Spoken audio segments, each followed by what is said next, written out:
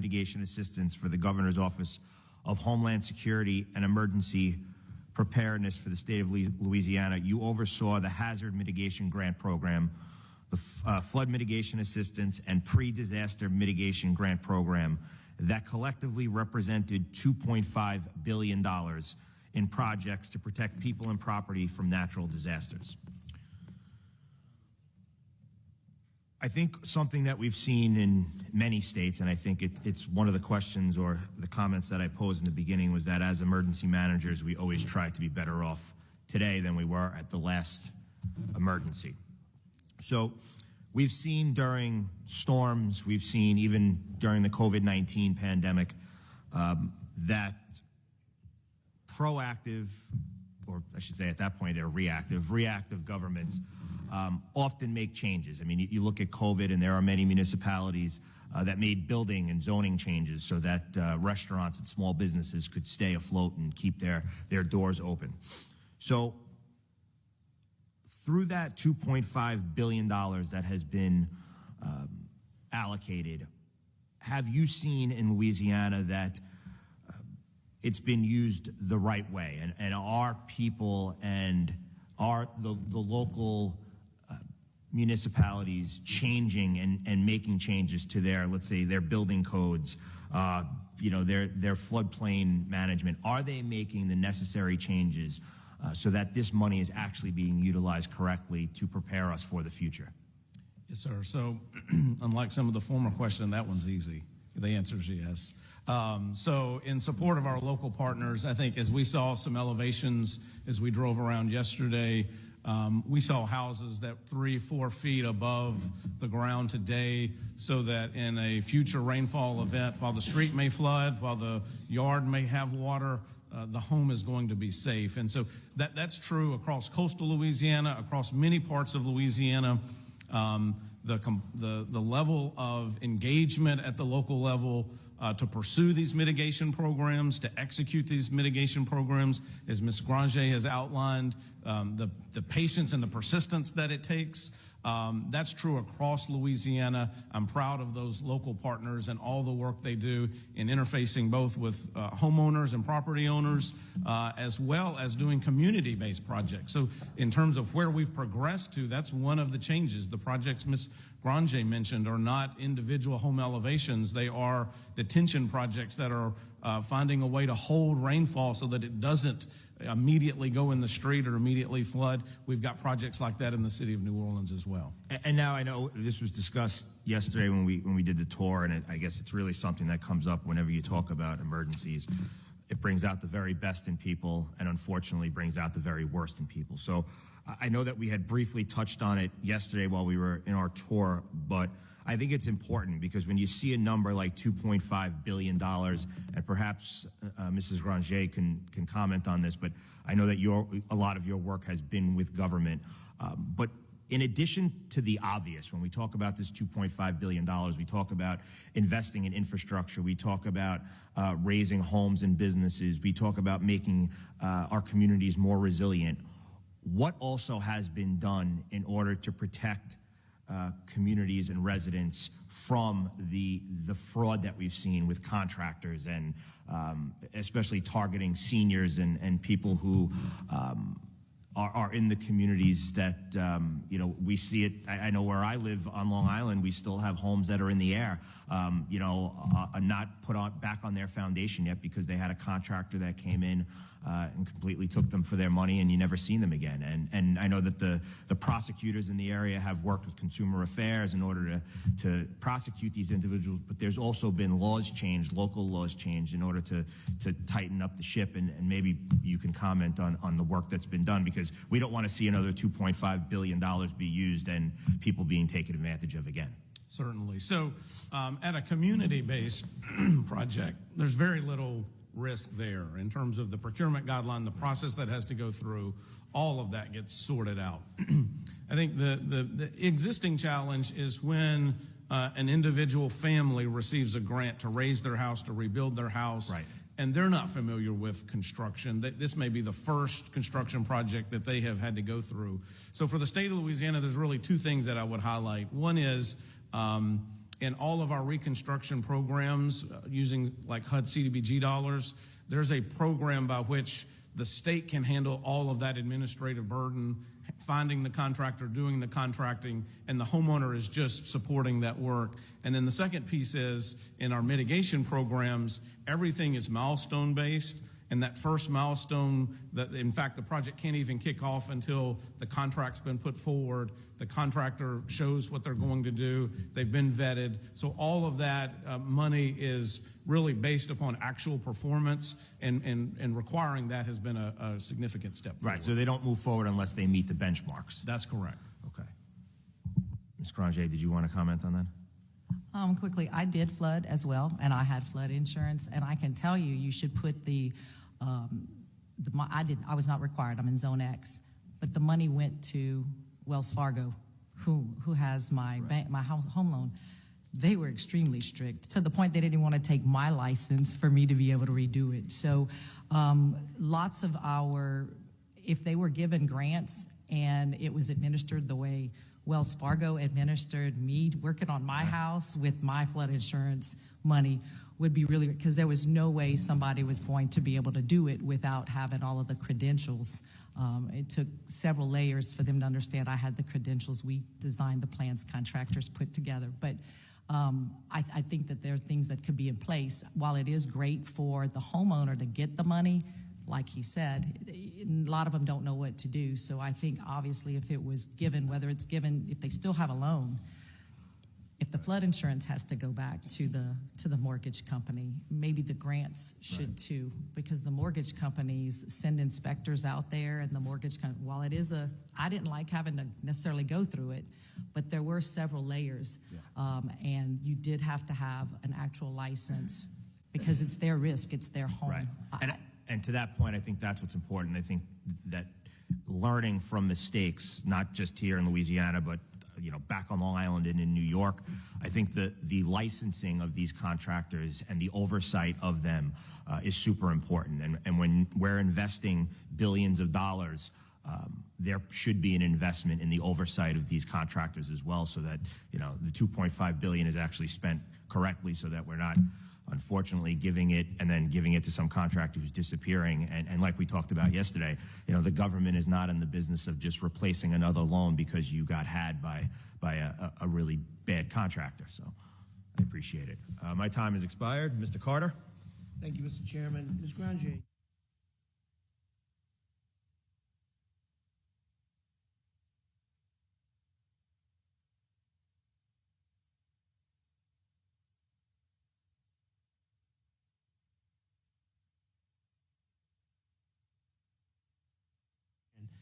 That's a real issue, making sure that small businesses get what they need and that they're not strangled waiting for payment. You've got listening ears here, you've got listening ears here. Tell us how we can use the resources of Congress to make that easier, to demonstrate that we're going to use our influence to make sure that small businesses are paid timely, because waiting 30, 60, 90, 120 days and beyond is not sustainable for a small business owner. Having a tier 1, tier 2, tier 3 approach where someone gets a contract in the matter of natural disasters, the prime gets a contract here, they siphon off all the profit. By the time it gets down to the person that actually does the work, there's very little profit there, if any. Share with me your view on how we can do better. Casey, if you can chime in, and then we'll move down the line, because this is an issue that I think each of you can use your silver bullet, if you will, let's figure out how we can do better by that. Small businesses can't afford to be strangled. Making sure that we provide resources for them that they can access and maintain their businesses and not be offered at the last minute, literally pennies on the dollar, for work that they've already completed. Thank you. I think there are, in other agencies and other programs, some of those types of things you're talking about are already there. So I think Congress and the federal government has done that. For example, in the CDBG program, We do plenty of grant work in the CDBG program, and we get paid very quickly, as do the contractors. And when the community gets paid, they have to pay, I think, within 7 days. So that's one of the programs that we know on the state and the federal level has worked very well with regards to payment. There's a process, they have it down pat. Never been a problem in collecting from that particular program. I know when you do certain types of projects for the Corps of Engineers, they have requirements to pay within a certain amount. And if it's a small business, especially if you have a small business sub, so if you were working for one of those large firms, you have to be paid within a certain amount of time. So I think that things need to be written in disaster funding. So when disaster funding comes out and the bill comes out, a lot of times there are things that are either added to it or not. So I believe that that could be put in as to here's some requirements, but requirements, and they would have to, from a state level, what requirements they need with regards to what they're responsible for. But I do believe that it could be written in that if it's a small business, and that we're always saying, and federal procurement policy always says, use a small business, you get more points, different things, but then they don't necessarily always safeguard. So people might They oftentimes use a small business to get a contract, and then these are stories that we hear regularly. That's correct. That a small business, a minority, a disadvantaged business, a woman-owned business, an African-American-owned business is used to get the contract, to get those scores, but then when it's time to use them, either they don't use them or they underutilize them, and therefore they've gotten the benefit, but then they've thrown the resource away. So the person who's the business owner still got the shaft. Correct. We deal with that all the time, where folks will ask us, and we have been on contracts where a large firm was selected and we got no work. I have no idea how they reported and how they were able to get funded, but they did get contracts and we were not part of any of them. Thank you. Casey. Thank you, Ranking Member Carter. A couple of points. One, both public assistance and hazard mitigation funding are premised on the model that they are reimbursement programs. And the assumption being made there is that the local entity who's executing the project is going to be the one that is paying the bill and then getting reimbursed for what they've paid through the grant program. The reality is that's not practically how it works, and it's in most cases not feasible for a surge of recovery funds to come to a local government and that their budget is going to be able to cash flow those things and execute a reimbursement program. And so I think the fundamental premise needs to be revisited, that a reimbursement-based program, while on an annual grant process may work because you've got the ability to sort of budget and plan for those dollars, it doesn't work in a disaster response or recovery context because your budget is not foreseeing that surge in funding that in some cases may exceed your annual budget by just the funds that come from one disaster event. That's the first point. The second point on the contracting piece, I would think 2 CFR here is limiting in terms of the flexibility to be able to make some of those local decisions about procurement. What we have done in response to that, for example, to your point, when we executed our IDA sheltering program, instead of having one prime company do all of the haul and installs, we issued probably 8 contracts so that we could ensure that there was local participation, there was small business participation, and we gave multiple firms a chance to perform and then make assignments based upon that performance. And so I think breaking those large contracts into smaller contracts, making them more responsive. And that helped. That helped a lot. But I'll tell you what still needs to be a little further tweaking. So I want to compliment you on that. But now we've got to make sure that that tier system of tier 1, 2, 3, 4, whatever, that person at the bottom who ends up doing the real work gets paid the smallest amount. The people at the top tier take their money off the top and then they sub it out. And the person that's a local vendor, the person that's a DBE vendor, the person that is the actual expert in the subject matter, they're left with nothing in most cases. We've got to dive deeper into how we can fix that tier system. And I think breaking it into 8 was a good start, but now we've got to break a little bit further. And I know I'm far exceeding my time. Please finish your thought. I would agree with you. I think it's more work on the state. In this case, it certainly was, but it was worthwhile work. The less subcontracting that goes on and the more direct contracts you have to execute that work, I think is a helpful step. And as I relinquish my time, one other comment I'm going to make, then I'm going to shut up, is that we have to make sure that we have emphasis on using local vendors in the area where we've had the disaster. The last thing, the insult to injury to local contractors, is to watch people from other parishes, states, and communities come in to rebuild communities after a storm when, in fact, people that live in those communities have the requisite skills to do it themselves. Why not have people that live in that community rebuild their community and also rebuild the economy? I yield. Thank you, Mr. Ranking Member. I now recognize Mr. Thompson.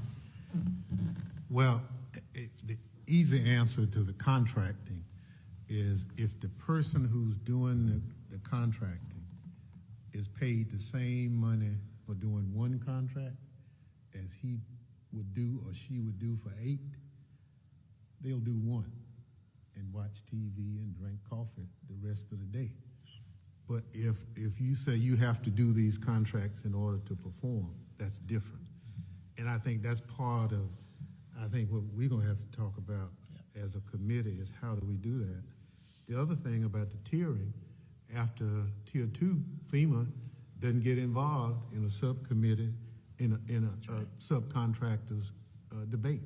So the low person on the totem pole who's doing the work, who's getting messed over, doesn't really have anybody to complain to because there's no authority. So I think we have to fix some of that because we see it all the time when a large contractor comes in, do one sub, that sub has standing, but the next person is out of luck. So I just think, has that been your experience, Mr. Robinson? Yeah, certainly. I think that tiered approach, like I said, the sub is the responsible contractor, what goes on below that. And I think as we have this discussion today, I think something certainly we look at in our procurement training is how do we talk about language and request for proposals that kind of keep that from happening. And so certainly something we'll take back and look at from our training perspective on how to advise on a request for a proposal. Yeah, the other public policy question is in vulnerable communities, primarily low income, African American or whatever, there are very few building codes. And so when you have a disaster and, here comes FEMA to the rescue, and then you get to Rolling Fork, Mississippi, and they don't have building codes. And then you say, well, we can't help you because you don't have building codes. And so we spend months trying to get that in place.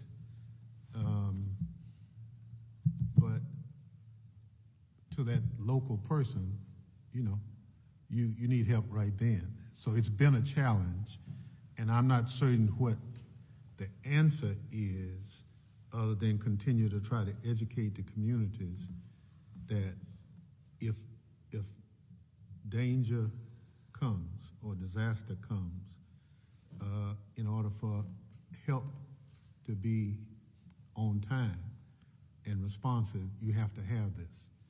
But then you have to have a system in place that manages it. You can't just have it on the books like we found in other areas, but that's been a major frustration, especially with rural folk. The majority of my district is rural, and people just don't want you to tell them what to do with their own land. I raised chickens on it. My granddaddy did. So that's been a real challenge, but I think the federal, state, local response, back to one of the other comments, it has to be coordinated. The minute an impacted community gets a different response from one of those entities, then it runs off the rails after that. And so I would stress making sure that the coordination of effort is consistent in any disaster we do, because those vulnerable communities are the ones that risk the most because they don't have working knowledge of how.